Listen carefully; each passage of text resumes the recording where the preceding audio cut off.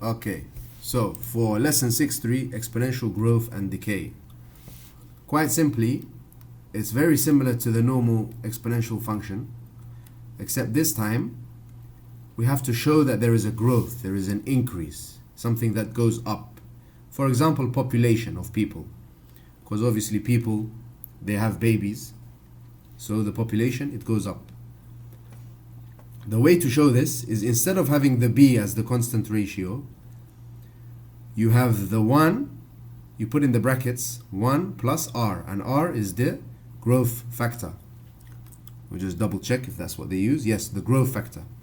So if it's 15%, you must convert 15% to a decimal, which is 0.15. If it was 20%, it would be 0.2. If it was 60%, it would be 0.6, and so on and so forth. As for decay, we won't do compound interest just yet. The only difference is you do minus r, because it's going down. For example, the value of a car. Every year, the value of the car goes down because it gets old. So you do 1 minus the rate. If the rate is, for example, 25%, then you just do minus 0.25.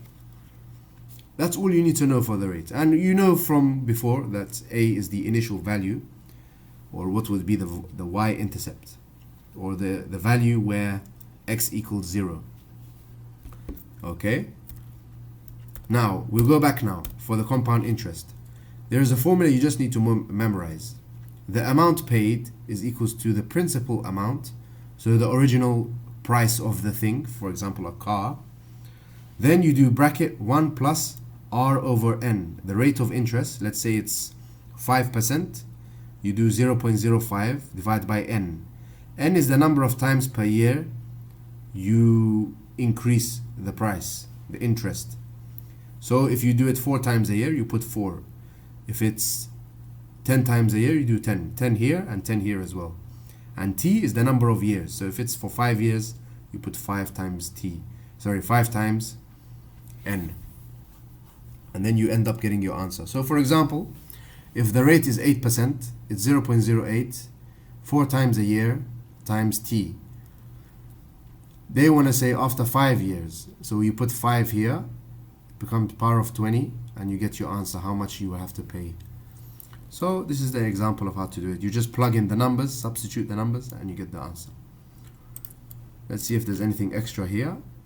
They just want to show you writing this. So for the growth, if f of x equals 20 bracket 1.25 to the power of x. Notice how here they've included the rate of growth already. You don't need to add it. Otherwise you would do 1 plus 0.25. So we know the rate of growth is 25%. Yeah, I will leave that there. Here it says classify each function as a growth or a decay. This one is a growth because it's more than 1. This one is also a growth. This one is a decay because it's less than 1. This one is a minus, so it's a decay. It will be 0.75, and this is a growth. This is how you can tell.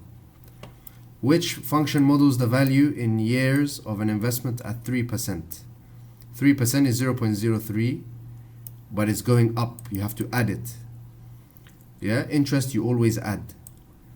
Quarterly, it means 4 times a year, so you know it's going to be this one.